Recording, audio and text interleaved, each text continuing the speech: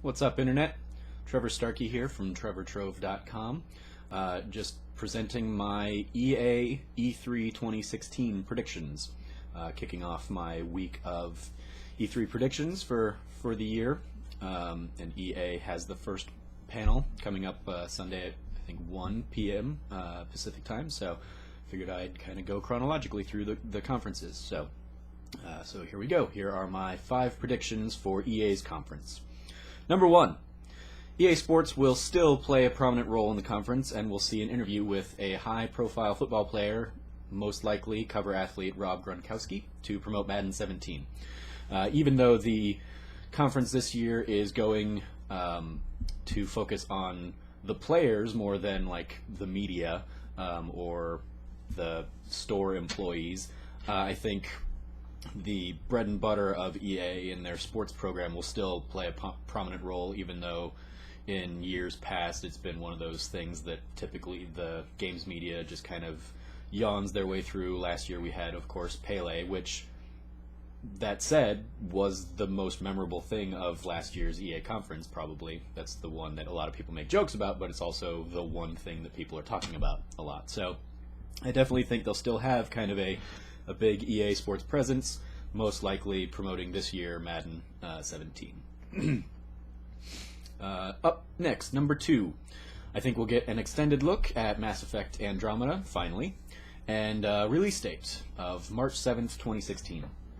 Now, earlier this year, it was confirmed that Andromeda was going to get pushed out of 2016 into the first quarter of 2017, so I think that date range kind of gives us an applicable January through March, obviously. And March 7th kind of follows with Mass Effect 3 having been released March 6th, 2012. So I think that date kind of falls in line and make a good fit and probably sell very well for them. In terms of what we see, I think we'll get kind of a blend of a cinematic trailer mixed with a gameplay trailer, much like we got for Mass Effect 3 back at E3 2011. So very much in the same kind of timeline. You're looking at about 9 months out from the game, so I think we'll get kind of a mix of the pretty graphics that they're working on as well as what the players will actually be experiencing in the game. And then I think we'll also get, in addition to like a little 1 to 2 minute trailer, I think we might get kind of a bit more developer diary or some kind of behind the scenes showcase of new creatures or new worlds, and somebody kind of explaining where this game goes from the original Shepard trilogy.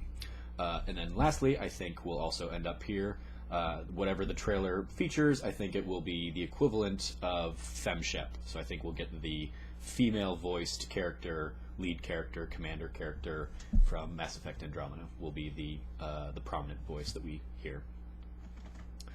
Up next, number 3. Visceral's Amy Hennig Star Wars game will get announced for holiday 2017. Now, it's been a couple years since Amy Hennig left Uncharted, 2014, and I think it's about time we maybe see something on this game.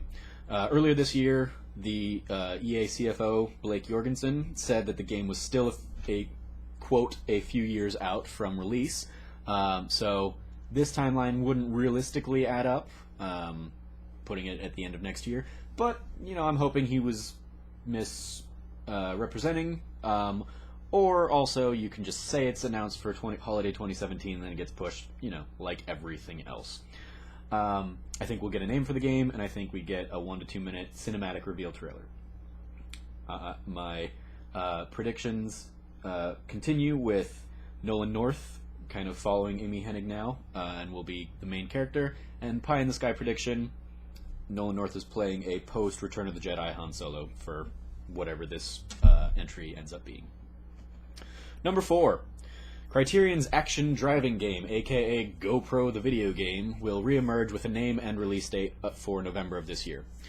This is the game, if you don't remember, that was originally unveiled a couple years ago in E3 2014, where EA that year basically just had a bunch of like developer diaries showcasing the things that were in progress.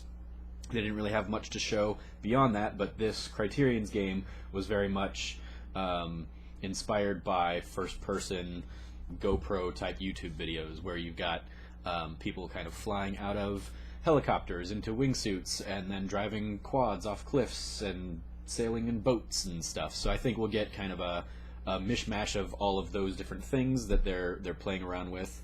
All played, of course, to an exciting rock track, you know, just as you do in these situations with GoPro videos on YouTube. And I'm going to say it's coming out November 1st in an effort to get ahead of Gran Turismo Sport, which launches November 15th.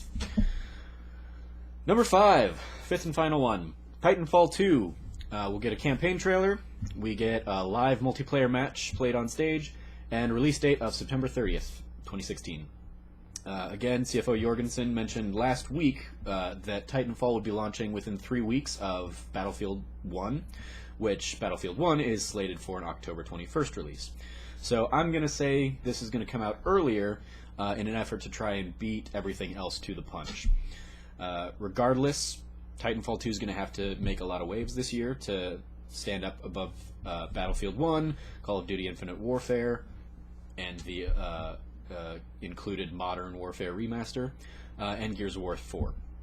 So I think we see a trailer for the campaign, a live match played on stage, and we'll say that EA is going to have a life-size Titan at the event that people can stand out in front of and get their pictures taken with.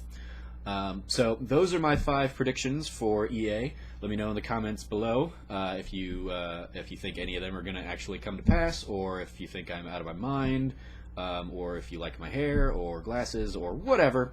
Or let me know what your predictions for EA's conference are.